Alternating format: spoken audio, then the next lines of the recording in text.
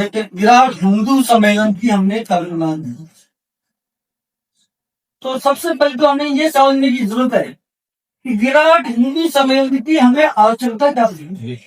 आज तक तो हमने ऐसा बहुत कम ही सुने विराट हिंदू सम्मेलन। अब हर मंडल पे हर गांव पे हम ऐसी क्यों बना रहे हैं, ये समझने वाली चीज। या जितने भी लोग बैठे हैं सबसे मैं पूछूंगा कि भगत सिंह के फैन कौन है, तो आप सब कहोगे यार भगत सिंह के फैन तो सब है ना, आप सब भगत सिंह जैसा देश को चाहिए। लेकिन वही कह रही कि यार आपने बेटे को भगत सिंह जैसा बना दो, तो आप हो नहीं यार दुआ हमारी बना दो यार, और उसी बात में बना दो, यही है ना बात। तो क्या है कि आज हम जैसे देख रहे हैं कि विश्व की ये विश्व का परिदृश्य के संदर्भ में हिंदू सम्मेलन कर रहे हैं, ये कोई गुड्डा का मामला नहीं है। जैसे हमने देखा श्रीलंका में क्या हुआ, नेपाल में क्या हुआ, पाकिस्तान में क्या हुआ, और बांग्लादेश में क्या हुआ। वही देश अपनी योजना से और वहां की सरकारों को हटा के और अपने पिलों को वहां बैठा के और अपने हिसाब से काम में ले। और कितनी कंट्रियां, 57 कंट्रियां ऐसी मुस्लिम कंट्रियां हैं। यदि हमें ये लगता है कि हम हिंदू और मुसलमान जहां रहता है वहां लड़ाई है, तो यदि इसका बड़ा उदाहरण इतनी ऑनलाइन कंट्रियां हैं, उन सब में यार दिमाग लगा के देखो, रिसर्च करके देखो, कहीं शांति नहीं है। मतलब इस पंथ में कहीं शांति का लेना देना ही नहीं है, कोई विचार ही नहीं है कि हम शांति से रहे, जिए और जीने दें। आज भारत में जिस तरह से जनसंख्या इन लोगों की बढ़ रही है, और बहुत से क्षेत्र ऐसे हैं, साधन से मैं देखा था, एक बस में एक हिंदू महिला से और बाकी सब मुस्लिम महिला थी, बुर्जे पे थी। तो वो उस महिला को पकड़ के बुर्का नहीं कहा, उसने कहा मैं हिंदू हूं, तो होगी तो हिंदू, या हम 70% मुसलमान हैं, या संपर्क करना है तो बुर्का पहनना पड़ेगा।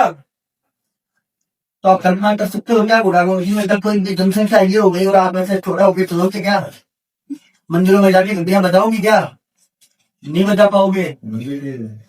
पहले भी हम तो दिवाली सुनी किया है, हमने क्या किया है, सब मंदिरों को तोड़ दिया ना। हमारे अरब के भगवान राम थे ना, कितने साल लगे भगवान राम का मंदिर वापस में, 500 साल। कितने लोगों ने बलिदान दिया हमें पता ही नहीं है।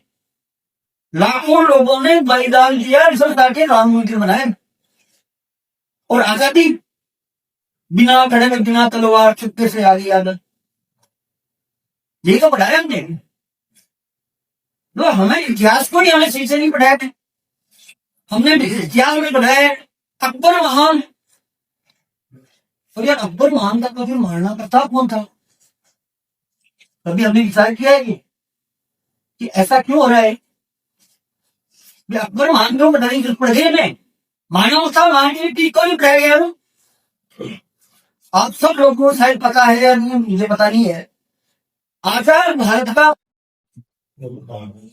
मुसलमान भी कौन, जो कभी स्कूल का मुंह नहीं देखा, सिर्फ मदरसे में पढ़ा हुआ व्यक्ति भारत का शिक्षा मुस्लिम था। अब उससे कैसे सोच सकते हो कि वो माना मान करेगा। ये क्या है, स्लो पॉइजन हमें दिए जा रहे हैं मोदी से, स्लो पॉइजन जिसको हम समझ ही नहीं पा रहे। हम तो पार्टियों में बैठे, हम तो व्यक्तियों में बैठे हैं। मैं तो संजय जी के साथ हूँ, मैं तो जुगल जी के साथ हूँ, मैं तो राजू जी के साथ में बैठे हिंदू समाज को। लेकिन मुसलमानों के महिला ने अभी भी जाके एक व्यक्ति बदमाशी करके आ जाओ, मस्जिद के सामने किसी थप्पड़ मार के आ दो, यदि आप हमारे मंदिर के सामने वो मुसलमान का कुमारी नशा आराम से रहेगा, हमारे सामने रहेगा। हम अपने वाले को कहेंगे यार दादा तू क्या करना है, तुम क्या करेगा, तू सिर्फ बैठेगी, हम में एक साल हो। तो आज भविष्य को देखते हुए हम सबको आवश्यकता है हिंदू समाज इकट्ठा हो। अभी जैसे मैं साहब कह रहे थे 1 तारीख का कार्यक्रम बताया, क्यों 1 तारीख को, तो 1 तारीख को बाजार रविवार भी है, मतलब सुविधा है, तो हम आ जाएंगे हिंदू समाज के कार्यक्रम में। यदि उस दिन बाजार बंद रहता, चालू रहता, संजय नहीं हो, तो सोचते यार व्यापारी कर लेती है यार, क्या रखा है यही तो बात है। भाई हेतु क्या है हिंदू सम्मेलन का, वो हम समझ रहे हैं क्या। हम सब लोगों को लगे आने वाले भविष्य की आह गहराएंगे। ये राष्ट्रीय स्वयंसेवक संघ का कार्यक्रम नहीं है।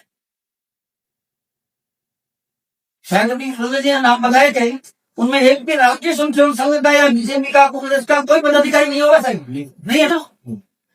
ये राष्ट्रीय स्वयंसेवक संघ का कार्यक्रम नहीं है, बीजेपी का कार्यक्रम नहीं है। क्योंकि हम लोगों को जिम्मेदारी क्यों नहीं दी गई, इसीलिए नहीं दी गई कि हम तो आएंगे आगे दिल्ली वाले। ये हिंदुओं का आपस की आवश्यकता है। आज आप जाग जाओगे, एकजुट हो जाओगे और आपको इसका हेतु समझ में आ जाएगी कि हमें एक क्यों होना चाहिए, तो इस सम्मेलन की सार्थकता है। नहीं तो आप हिंदू विराट, हिंदू सम्मेलन, महासम्मेलन लिखते रहो, क्या प्रकरण।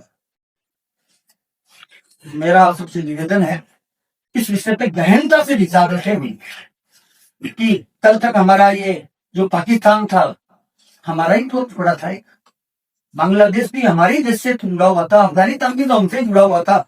एक अखंड भारत माता की तस्वीर जिसकी हम आरती उतारते हैं, पूजा करते हैं, भारत माता की केवल होते हैं, वो भारत माता है क्या? आपके भारत माता तो खंडित है, हाथ कहीं और है, पैर कहीं और है, कौन से भारत माता की कर रहे हो?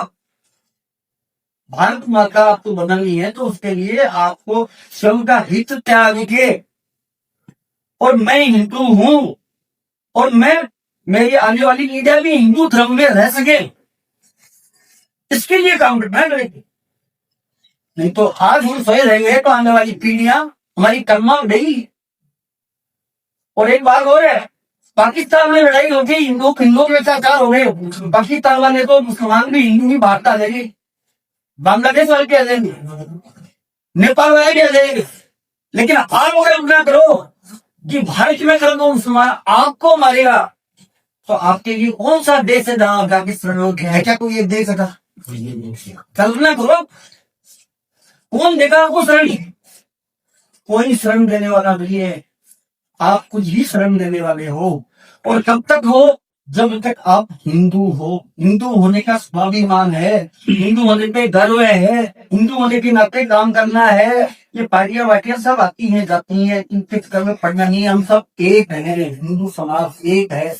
अब ये कार्यक्रम ऐसा करेंगे, अब जैसे मैं देखता हूँ कई बार ये मुसलमानों के कोई मर जाता है तो आप देखोगे आपको भी जो मेला लगता है तो लोग वहां से आए, और हमारे कोई प्रतिष्ठित व्यक्ति भी जाता है तो उसमें वो संख्या होती है, उसको कहता हो यार बहुत लोग गए यार। अरे उनका एक सामान्य से लड़का मरा, उनका एक आतंकवादी मरा था कश्मीर में, उसमें लाखों लोग गए थे। और उसी दिन हमारे देश के पूरे राष्ट्रपति एपीजे अब्दुल कलाम का भी अंतिम संस्कार था।